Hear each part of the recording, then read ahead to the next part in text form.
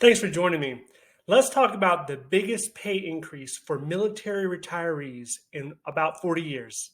So, last month, the Social Security Administration announced a 5.9% COLA increase for all military veterans and anybody receiving a Social Security check.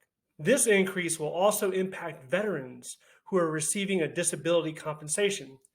Now, if you're a federal retiree, meaning that you retired from the federal government in a GS type job, then your COLA increase is a full percentage point less. It's actually 4.9% in 2022. As most of you know, this is not because the government is all of a sudden feeling extra generous. No, this is because of a crazy high inflation that's been impacting our economy. And we've been experiencing it not just this year, but also at the tail end of last year. The entire point of a COLA increase is to keep the monthly benefits in line with inflation.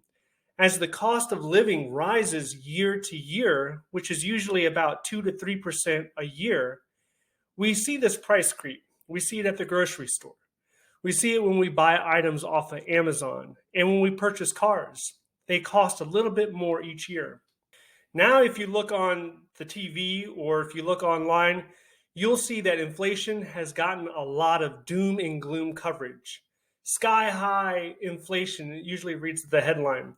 But there is one good thing that comes out of inflation. It can lessen your debt. Let's say that you owe $20,000 left on your car loan. Well, a 5% increase in inflation will make that $20,000 feel more like $19,000. Or if you owe $200,000 left on your mortgage, then it feels more like $190,000 instead of the $200,000 because the value of the money that you borrowed in the past is worth less today. So, back to the COLA increase.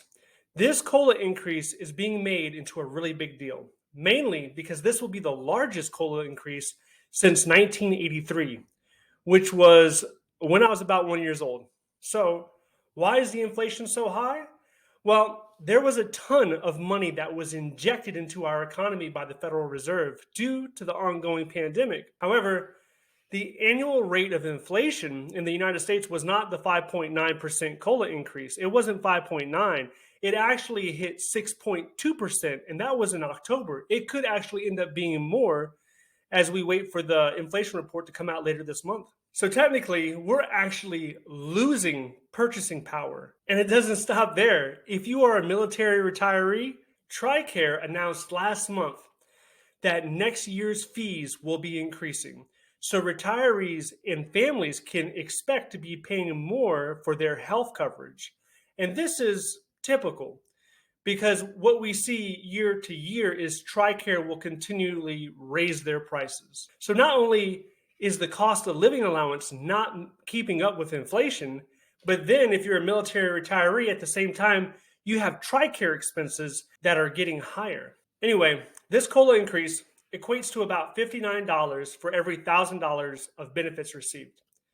So if we do a couple of quick calculations, we can see that an E7 who retired last year was receiving a pension of roughly $2,450. So in 2022, at a 5.9% increase, that same E7 should be making around $2,600, which is about $145 extra per month. For a commissioned officer, let's say an 05, who retired after 20 years, that 05 is receiving a pension of about $4,700. So next year, at a 5.9% increase, that same 05 should be making about $4,977, which comes out to be about a $277 a month increase.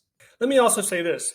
If you were fortunate enough not to really need the extra money coming in, then this is a great time to take that money and to invest it. You essentially have been living off of 5.9% less money for the last 12 months. Next month does not have to change that unless you really need it. Take that extra percent, which is about $100 or $200 extra a month, and use it to increase your investments. Or if you haven't invested yet, there's a great opportunity to start investing. And this can really start to grow your money and is definitely something that you should consider. Well, what about you? What do you guys think about this huge COLA increase and the rate of inflation? Do you think that it will continue? There's a lot of talk on the news about this is transitory, this is temporary, this is only going to be for the next 12 months or so. Is it really transitory? Could it have the potential of turning into hyperinflation? I don't know. You guys let me know down in the comments below. Well, that's about it, guys. If you have any questions, please leave those down below. If you like this video, please click like and subscribe. And I'll see you in the next one. Thank you for watching.